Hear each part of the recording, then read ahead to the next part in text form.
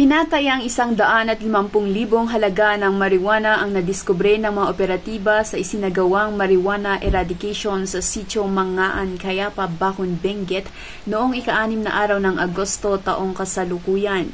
Matagumpay ang operasyon sa pagsisikap ng pinagsanib na puwersa ng mga operatiba sa pangunguna ng Bacon Municipal Police Station, Provincial Intelligence Unit, Provincial Drug Enforcement Unit, Benguet Police Provincial Office, Regional Intelligence Unit 14 at PIDEA Cordillera.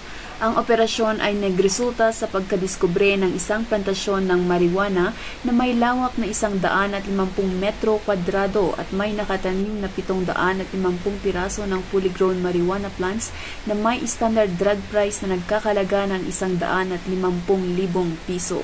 Bagamat walang nahuling cultivator sa nabanggit na lugar ay agad namang binunot at sinunog ng mga operatiba ang mga nasabing marijuana. Mula dito sa probinsya ng Benguet, ako ang iyong PNN correspondent, Patrolwoman Febelin Codyam, alagad ng batas, tagataguyod ng Balitang Pulis.